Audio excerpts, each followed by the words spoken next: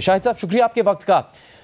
हुकूमत की जानिब से जो इक़दामात किए जा रहे हैं, एक तो जब भी वाक़या होता है उसकी मजम्मत की जा रही है, फिर जो दहशतगर्द हैं उनके ख़िलाफ़ एक सख्त बयानिया भी सामने आता है और कार्रवाइयाँ भी की जाती हैं, लेकिन उसके साथ साथ ऐसे अफराद जो कि गैर मुसल्लह हैं, किसी एहतजाज में शरीक हैं, उनके ख़िलाफ़ भी रियासत कार्रवाई कर रही है, चूँकि उसके मुतालिक रियासत का अपना एक बयानिया है। मसला ये है कि ये सब करने से बलूचिस्तान भर में ये वाक़यात रुक नहीं रहे हैं। दहशत गर्दों को उनकी कार्रवाइयों से रोकने में हुकूमत को कामयाबी नहीं मिल रही है।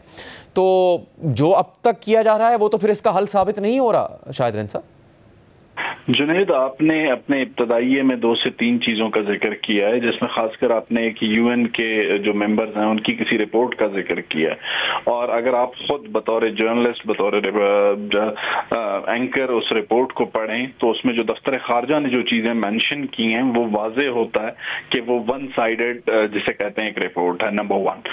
नंबर 2, आपने अभी जिक्र किया कि चंद ऐसे लोग जो गैर मुसल्लह हैं या वो सियासी तौर पे स्ट्रगल कर रहे हैं। जुनैद, क्या आपने उनकी तमाम जो प्रोसीडिंग्स अब तक हुई हैं, चाहे वो राजी मुची की सूरत में हो, चाहे कुछ भी हो, उनकी तकारीर का कभी मवाजना किया है? उर्दू में जो तकरीर होती है वो मुख्तलिफ होती है, बलूची जुबान में जो तकरीर होती है वो मुख्तलिफ होती है। यही वो कन्फ्यूजन है जिसे हमें दूर करना है। इस कन्फ्यूजन को जब तक आप दूर नहीं करेंगे, आप इशू को अंडरस्टैंड नहीं कर सकते। शाहिद साहब, जब हम हल की बात करते हैं तो मुख्तलिफ सियासतदानों की जानिब से राय आती है कि माजी में जब सियासी हुकूमत ने वहाँ पर सियासी डायलॉग की कोशिश की तो हालात बेहतर हुए। मौलाना हिदायतुर रहमान की मिसाल ली जाए तो उनसे मुतालिक भी रियासत का बड़ा सख्त मौक़िफ़ था, लेकिन वो बलूचिस्तान असम्बली का हिस्सा हैं। तो क्या जब हम साबिक़ वज़ीर आज़म इमरान खान पर तनकीद करते हैं कि उन्होंने सियासी डायलॉग के कल्चर को ख़त्म कर दिया, सियासी एंगेजमेंट को, जिससे बहुत बड़ा बहरान पैदा हुआ पाकिस्तान में, तो क्या अब भी वही किया जाएगा? तो फिर वो गलत नहीं होगा जब सियासी तौर पर बातचीत के रास्ते खुले रखकर इन मसाइल को हल करने की कोशिश नहीं की जाएगी, तो फिर आपको नहीं लगता कि इससे मसाइल की संगीनी और बढ़ेगी कम होने की बजाय? जुनैद, बहुत अच्छा सवाल आपने पूछा है। इसमें 2 चीज़ें बहुत वाज़ेह हैं। आपने गुज़िश्ता 2 बातों का जिक्र किया कि माजी में पॉलिटिकल डायलॉग का बलूचिस्तान में फ़ायदा हुआ है। आप मुझे गुज़िश्ता 2 दहाइयों में 1 साल मेंशन करके बता दें जिसमें चाहे हुकूमत ने आगाज़ हुकूक बलूचिस्तान पे काम किया हो, चाहे 18वीं आईनी तरमीम पर, उस वक्त कब हालात ठीक हुए हैं। 1 साल आप मुझे मेंशन करके बता दें, आपकी टीम बता दे, आई विल बी ग्रेटफुल। दूसरा पॉइंट, आपने कहा कि पाकिस्तान तहरीक इंसाफ के सरबराह और साबिक वज़ीर आज़म ने सियासी लोगों से डायलॉग ना करके, उन्होंने ज़रूर सियासी लोगों से डायलॉग नहीं किया, लेकिन खैबर पख्तूनख्वा और बलूचिस्तान में जो अपीजमेंट की पॉलिसी उन्होंने ली, जो दहशतगर्दों को रिलीफ फराहम किया, उसका नतीजा आज हम भुगत रहे हैं। तो वफाक में जब मुस्लिम लीग नून की हुकूमत थी और डॉक्टर अब्दुल मालिक बजोल वज़ीर आला बलूचिस्तान थे, तब हालात बिल्कुल भी बेहतर नहीं हुए थे? सर, डॉक्टर मालिक बलोच के दौर में जो वाक़यात हैं उनका डाटा आप निकाल के देख लें। मैं ये नहीं कहता कि उस वक्त ज़्यादा थे, अब कम है। मैं ये एडमिट करता हूँ कि इस वक्त लॉ एंड ऑर्डर की सिचुएशन बहुत ख़राब है, जिसे बेहतर करने की हम कोशिश कर रहे हैं। और जिस डायलॉग का क्रेडिट डॉक्टर मालिक या उनकी जमात लेती हैं, बिल्कुल डॉक्टर मालिक ने अपने 2.5 साल दौर के आखिरी 3 माह में एक डायलॉग का प्रोसेस शुरू किया, और इस डायलॉग के प्रोसेस के लिए एक मुंतखब चीफ मिनिस्टर ने ना तो बलूचिस्तान की काबीना को एतमाद में लिया, ना बलूचिस्तान की सूबाई असेंबली को एतमाद में लिया। इस पर वज़ीर आला बलूचिस्तान असेंबली फ्लोर पे डॉक्टर मालिक को मेंशन करके ये बता चुके हैं। शाहिद रन साहब, जब हम बलूचिस्तान के इन मसाइल की हल की बात करने की कोशिश करते हैं, आपसे सवाल करते हैं, दीगर सियासतदानों से सवाल करते हैं, तो वहीं ये बात भी सामने आती है कि ये गलत है, ये अलहदगी पसंदी का रुझान, लेकिन क्या सियासी क़यादत इस मुल्क की, उसकी कोई ज़िम्मेदारी नहीं है जिसकी वजह से ये गलत किस्म का अलहदगी पसंदी का रुझान पैदा हो गया? अमन कायम करने में हुकूमतें भी तो नाकाम हो रही हैं, फिर रियासत को भी तो कामयाबी नहीं मिल रही वहाँ अमन कायम करने में। जुनैद, देखें, मौजूदा जो सूरत हाल है, बलूचिस्तान की सूरत हाल का एक अलमिया ये रहा है कि गुज़िश्ता 2 दहाइयों में यहाँ पर बलूचिस्तान में जो भी पॉलिटिकल गवर्नमेंट्स आई हैं, उन्होंने इस दहशतगर्दी पर कभी भी काम नहीं किया। उन्होंने ना तो काउंटर टेररिज्म पर काम किया, ना काउंटर इंसर्जेंसी पर काम किया। उन्होंने एक मौक़िफ़ रखा कि ये लड़ाई दहशतगर्दों और सिक्योरिटी फोर्सेस की है। आज पहली मरतबा है कि जब पॉलिटिकल गवर्नमेंट इस सिचुएशन को लीड कर रही है। वज़ीर आला बलूचिस्तान सरफराज बुगटी ने صوبے کی تاریخ میں پہلی مرتبہ لا اینڈ آرڈر کی سچویشن پر ان کیمرہ بریفنگ رکھی، تمام اراکین اسمبلی کے سامنے اس صورتحال کو رکھا۔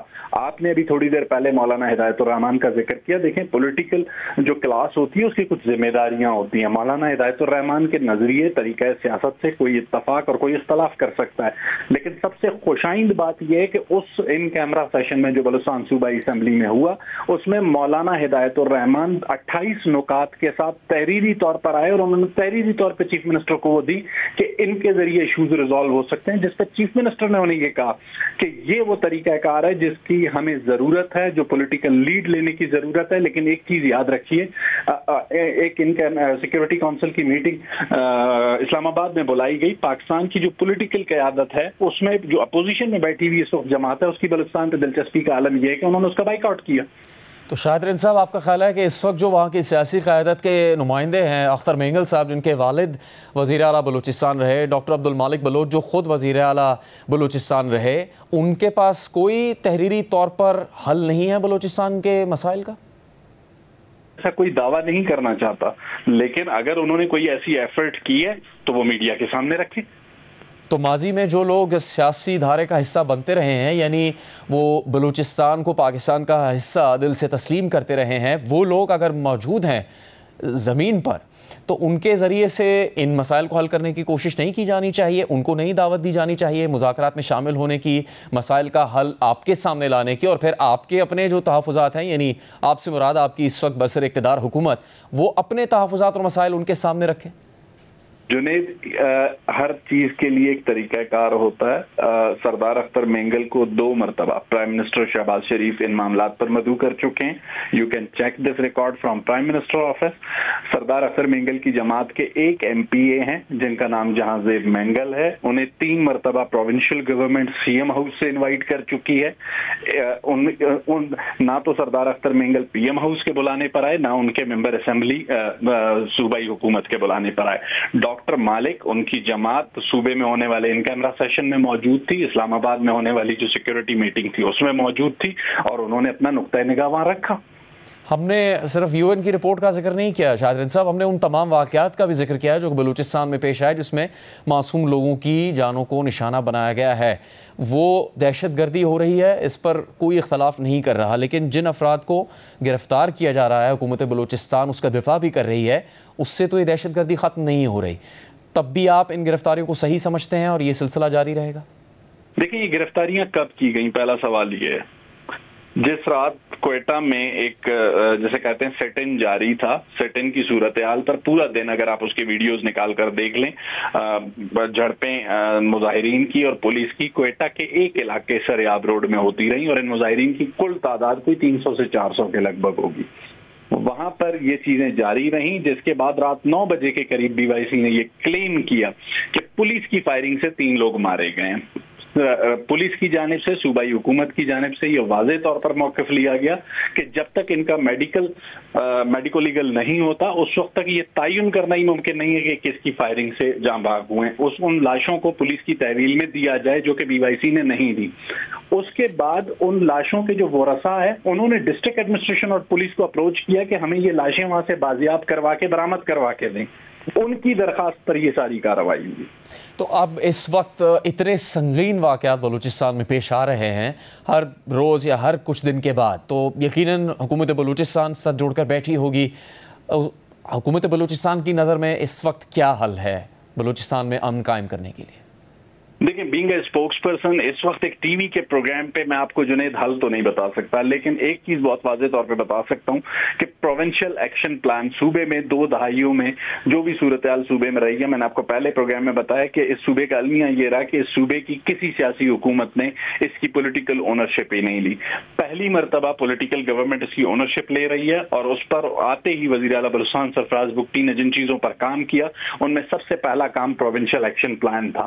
پروونشل ایکشن پلان کی تشکیل کے بعد اکتوبر سے ہم نے اس پر عمل درآمد کا آغاز کیا ہے، اور ایک ایسی صورتحال جو صوبے کو گزشتہ 2 دہائیوں سے درپیش ہے، اگر ہم یہ سمجھتے ہیں کہ ہفتوں اور دنوں میں اس صورتحال سے ہم نکل آئیں گے تو یہ غلط ہوگا۔ 11 مارچ کے واقعے کے بعد وزیر اعظم پاکستان آرمی چیف بلوچستان میں کوئٹہ میں موجود تھے۔ اس وقت جو ایک اجلاس ہوا اور پریس کانفرنس ہوئی، اس میں ڈاکٹر عبدالمالک بلوچ بھی موجود تھے، تو کیا اب بھی بلوچستان حکومت ان سے رابطے میں ہے مشاورت کے لیے؟ جی بالکل، چیف منسٹر ہمسیلف ان سے مسلسل رابطے میں رہتے ہیں، ڈاکٹر مالک صاحب کے ساتھ، ان کے سیاسی تھاٹ کے ساتھ، ان کی اوپینین کے ساتھ اتفاق اور اختلاف ہو سکتا ہے، لیکن ایک ورکنگ ریلیشن بہترین قسم کا صوبائی اسمبلی میں موجود ہے۔ ڈاکٹر مالک ان کی جماعت اپوزیشن بینچز پر ہے، لیکن اس کے باوجود کوآرڈینیشن اور تمام چیزیں وزیر اعلیٰ کی ان کے ساتھ چلتی رہتی ہیں۔